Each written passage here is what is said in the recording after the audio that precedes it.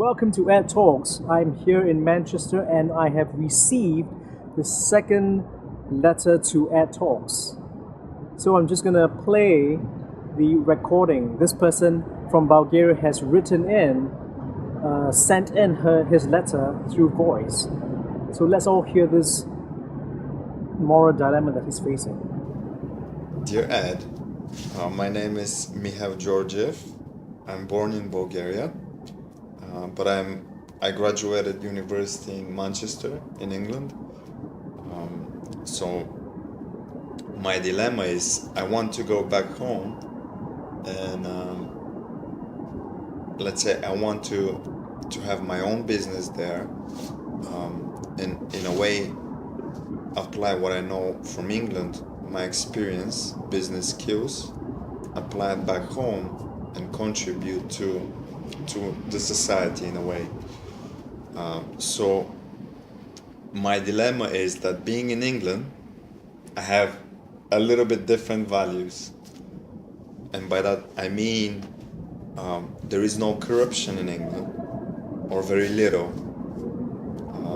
People are really honest, and of course, there are exceptions, but in general, you can trust people, and the system is working really well.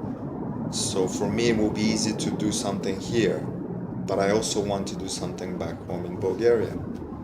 And in Bulgaria, there is corruption, and it's, as a society, is normal. It's accepted to be normal, and most people are involved, and so it's considered as something normal, and to me it's not normal. So this is, it's not within my values. So if I do something and I'm asked as a business in Bulgaria, and I'm asked to break my values, I will have to do it in a way to be successful there, probably. So my question is, how can I bring everything I have from here, all the good values, and not change myself being there with bad values, but actually change the society with the good values, bringing there, if it makes sense, in Bulgaria. Thank you very much, and I wait for your answer. Mihail, thank you so much for submitting your voice recording. It is a very difficult ethical, moral situation that you are faced with, and it is not something that you can solve within yourself, because obviously you have a set of values that you want to bring back home, and that is in conflict with perhaps your Bulgarian values. There are a set of values that your culture has adopted that seems to contradict what you believe are good.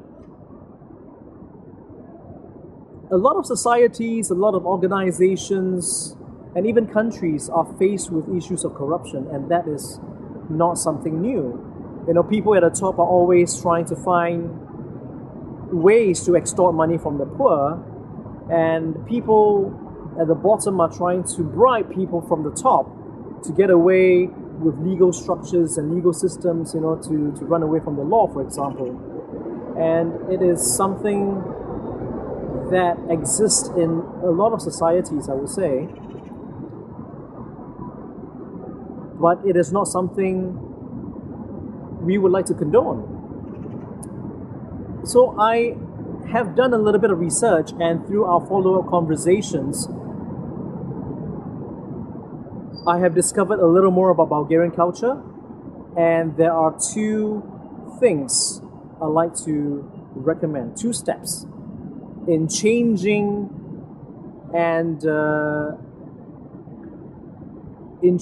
the value systems of your country. These are the two ways that I like to recommend. The first one is to recognize the current story, to recognize and identify if there is a story that permeates your particular culture. And number two once you've identified that particular story, see if the story is helping your society, your community progress and move forward. If that particular story is preventing you from moving ahead, in terms of economics, in terms of economic development, in terms of political development, in terms of cultural development and educational development. If that particular story is not working, then you need to change the story. All right, it's a very simple solution. Find the story, change the story. Now, this is going to be very difficult. Of course, through my research, I have found out that there is a particular character that has become a very important part of Bulgarian lifestyle. So this character, as you all know, is Hitler. So Hitler is a character in your folklore, I think stemming from the Ottoman Empire. He is a very, very poor farmer, I think, and he's able to outwit a lot of people. He doesn't work. He is always finding ways to get money, cheating people of money. When police officers and people come to him, he's always able to escape and run around and basically emerge as a hero of the story. And to some extent, he is like a clown, like a jester, and I brought this mask to illustrate what Hitler might look like,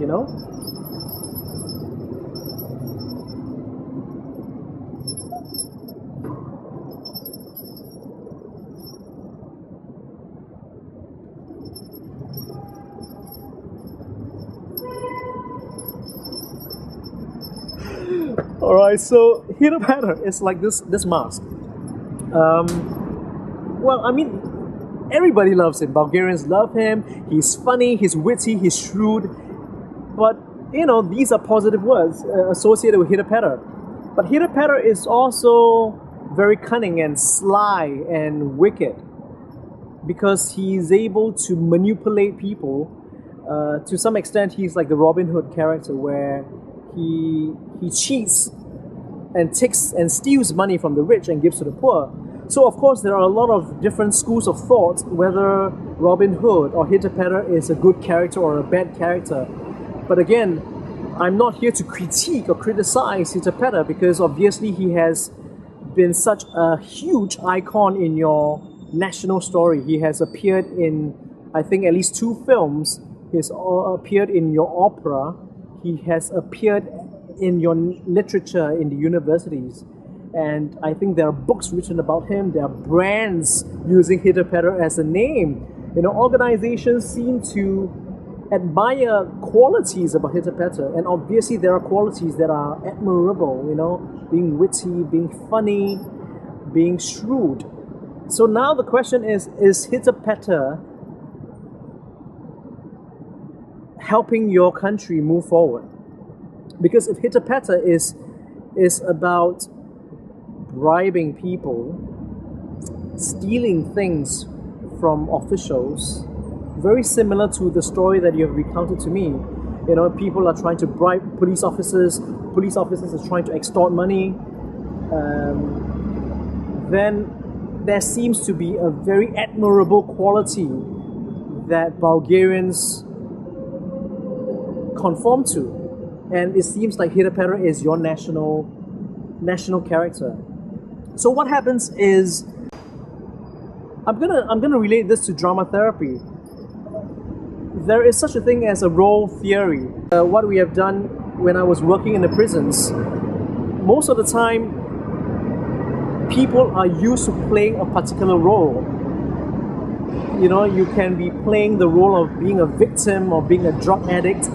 In prison, you are always having that same persona, same behavior, and when you're out of the prison, you are always still adopting the same set of values that you are playing the victim or playing the drug addict persona.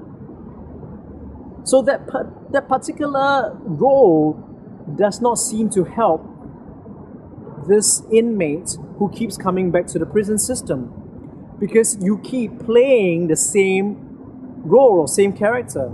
And in the same way, Bulgarians may be playing the hitter-petter role for too long. And what you need to do is to expand your roles, expand what we call the role repertoire. So adopt a different set of beliefs, adopt a different set of behaviors and a different character. Instead of seeing hitter-petter as a clown, maybe you start seeing a different hero in your national story, so that you are able to be adaptable and flexible. Come out of your national story, come out from your Bulgarian context and go to a different country where corruption would be frowned upon. And when you're able to assess those values, then you are able to see if these value systems are useful and helpful for your society and for your community. All right, so what you could do, for example, to move along is to, well, I wouldn't recommend killing off hitter-petter, because obviously he's a very important character in your national story. Have him go through a transformation, where he is confronted with a character where he is now unable to outwit this particular character. So maybe hitter-petter goes to Manchester, where I live right now, and he tries to bribe the police officers, and then he gets imprisoned. Or maybe his son, because hitter-petter has 7 to 9 children. So we need a fresh generation, a new generation, to question the set of values of the older generation. So hitter-petter's son can emerge as a new character to question that set of beliefs, a set of values that has got Bulgarians, so firmly rooted in.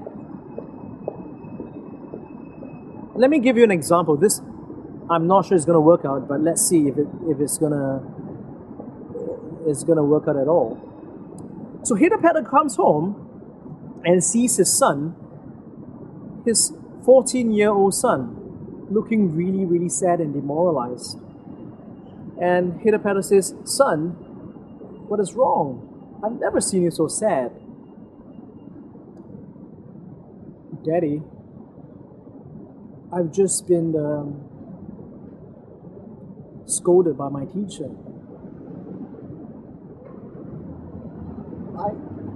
I tried to do everything you taught me. I tried to get away with homework. I tried to be the best in my class, but it didn't work out. You taught me to give money to my teacher." That is not a problem. All you need to do is just get around it, do something different. What you could do is, okay, I'm going to show you a different way of getting good grades in your class, So this is what you could do. Number 1, you could start cheating or copy your friend's answers, or go to the principal. I'm sure the principal would be able to accept some money, right? Don't worry about it. I'll teach you some more steps. "No, Daddy, this is not what I want. I don't want to bribe. I want to do well because I'm good. I don't want to do well because I paid for my education. No, Daddy, I have seen my classmate who is from the UK. She is so talented. And she has a very different set of work attitude that is different from mine, and I want to compete with her because she's so smart, and I feel that I'm also very, very smart, and I don't want to keep getting favors from the teacher or from the principal, Daddy." And so what happens is, this story stops for a moment, and 5 years down the road, hitter-petter's son is imprisoned behind the walls, behind the prison bars of another country. And Hitapeta takes the effort to visit his son behind bars, and at this time his son is already almost 19 years old. His son is a young man who has a very different set of beliefs about the world. And Hitapeta comes to the prison and speaks to his son, and the son just ignores his father. And Hitapeta is just unsure why his son is giving him a cold shoulder. Son, what is wrong with you? What happened to you? Why are you behind bars? Why are you not talking to me? I've always been helping you and giving you a luxurious life. I've worked so hard, finding money and feeding you and feeding the family and making sure that you have a good education. I've bribed the principal and make sure you have good education. Daddy,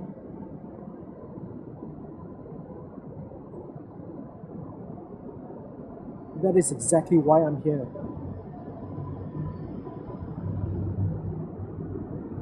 You told me and taught me all these things, that I can get away with anything.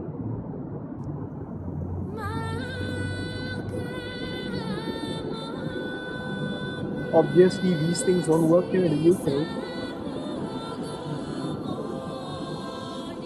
And today I suffer because of you. Because you taught me. You taught me things that cannot be applied anywhere else. Go away, Daddy. Please go away.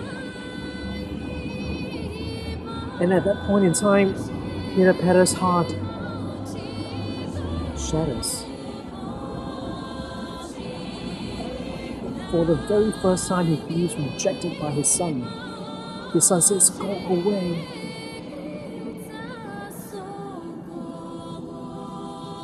And there was nothing else he could do. And as Hitapeta walked away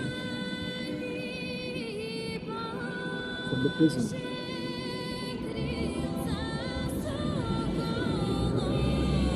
a tear formed in his eye. And he wipes it away.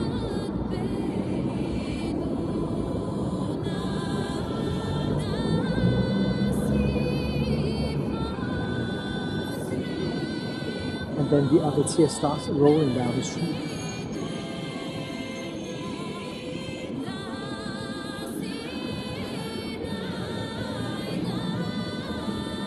You see, ladies and gentlemen, Mihail and your friends and all the people in Bulgaria, we could adopt a very happy, cheerful, clownish attitude towards your life, towards our lives, thinking that there is a certain way of going around it, having these values that are, that seem to be okay in your culture, but sometimes these values are not helpful in a different context.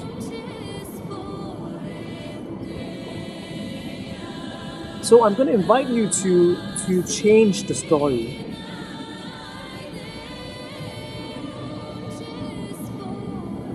If you'd like me to work with you, I'm going to extend my consultancy to see if we can change in a collective manner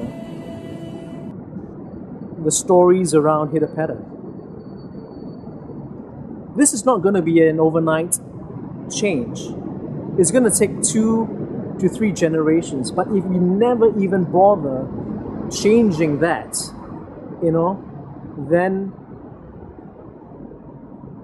I think Bulgaria will still be faced with the same situation, having the same type of values that your ancestors have inculcated within you, and even in the next few generations. So that's the solution for you, and I hope that this has been in some way useful. Please give me comments below, and I would love to dialogue with you again and help, maybe in an ambitious way, help your country out of this particular hitter-patter problem of corruption. Alright, stay tuned to the next Talks. Take care.